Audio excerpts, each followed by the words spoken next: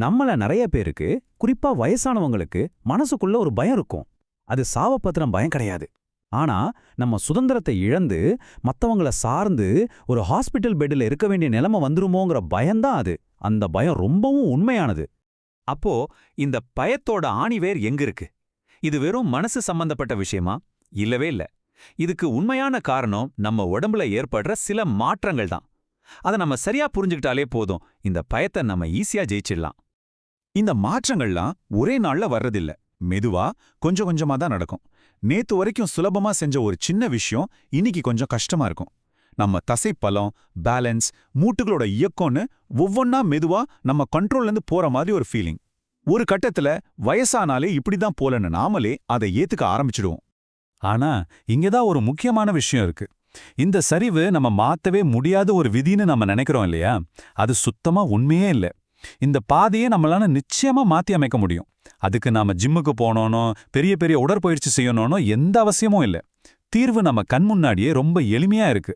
அந்த மாற்றத்துக்கான ரகசிய சாவி ரொம்ப ரொம்ப எளிமையான ஒரு பொருள் தான் இருக்கு. அது உங்க வீட்ல இப்போ நீங்க உட்கார்ந்துட்டு இருக்கிற ரூம்ல கூட இருக்கலாம். அப்படி ஒரு சாதாரண பொருள் தான் நம்ம சுதந்திரத்தை திரும்பவும் நம்ம கையில கொடுக்க போகுது. ஆமாங்க, நீங்க கேட்டது சரிதான். அந்த ரகசியம் ஒரு சாதாரண நாற்காலி. ஆச்சரியமா இருக்குல்ல? இவ்வளோ பெரிய பயத்துக்கு இவ்வளோ சிம்பிளான ஒரு தீர்வான்னு உங்களுக்கு தோணலாம். ஆனா அதுதான் உண்மை. இந்த ஒரு நாற்காலி உங்க வாழ்க்கையோட கண்ட்ரோலை திரும்பவும் உங்க கையில கொடுக்கறதுக்கான முதல் படி. சரி, இப்ப அந்த ரகசியத்தை நாம உடைக்க போறோம். உங்க உடம்புக்கு ஒரு புது சக்தியை கொடுத்து உங்க தற்சார்பா மீட்டெடுக்க போற அந்த 5 மந்திர இயக்கங்கள் என்னன்னு ஒன்னொன்னா பார்க்கலாம் வாங்க. நாம பார்க்க போற இயக்கம் சிட் டு ஸ்டாண்ட். சிம்பிளா சொல்லணும்னா உட்கார்ந்து எழுந்திருக்கிறது. இது பார்க்க சாதாரணமா தெரியலாம். ஆனா உண்மையில இது நம்ம வாழ்க்கையோட ஒரு முக்கியமான அஸ்திவாரம்.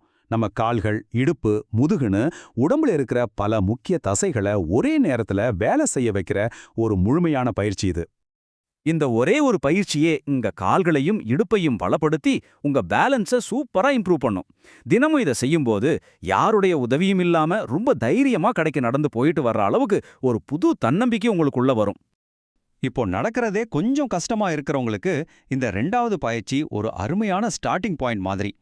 நாற்காலியில வசதியா உட்காந்துக்கிட்டு ஒவ்வொரு காலையும் மெதுவா நேரா நீட்டுறது.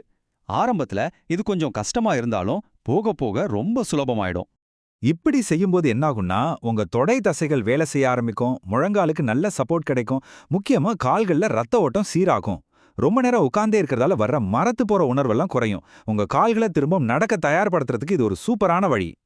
அடுத்தது கைகளுக்கான ஒரு பயிற்சி. உட்கார்ந்த இடத்துல இருந்தே 2 கைகளையும் மெதுவா மேல தூக்கி கீழே இறக்குறது. இது உங்க தோள்பட்ட ஜாயிண்ட்ஸை ஃப்ரீ ஆக்குறத மட்டும் இல்ல, உங்க இதயத்துக்கான ரத்த ஓட்டத்தையும் அது அதிகரிக்குது. ஒரு அலமாரியிலேருந்து ஒரு பொருளை எடுக்கிறது கூட உங்களுக்கு ரொம்ப சுலபமா மாறிடும்.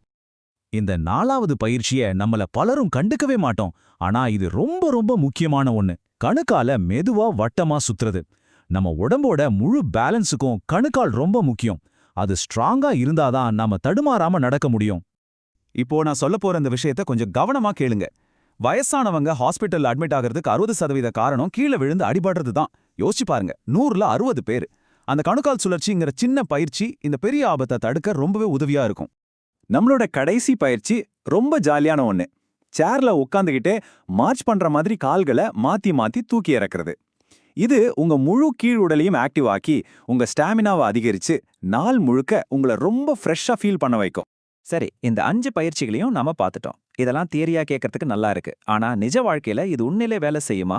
ஒருத்தரோட வாழ்க்கையை இது எப்படி மாத்துச்சுன்னு ஒரு உண்மை கதையை இப்ப பார்க்கலாம். 68 வயசான ராமனுக்கு கடுமையான முழங்கால் வலி. நடக்கிறதுக்கு ரொம்ப சிரமப்பட்டாரு. அடிக்கடி ஆஸ்பத்திரிக்கு போயிட்டு இருந்தாரு. அவரோட தன்னம்பிக்கையே கொஞ்சம் கொஞ்சமா குறைஞ்சு போச்சு. ஆனா இந்த எளிய நாற்காலி பயிற்சிகளை 2 மாசம் விடாம செஞ்சாரு. என்னாச்சு தெரியுமா? அவரோட வாழ்க்கை தலைகீழா மாறிச்சு. வலி குறைஞ்சது.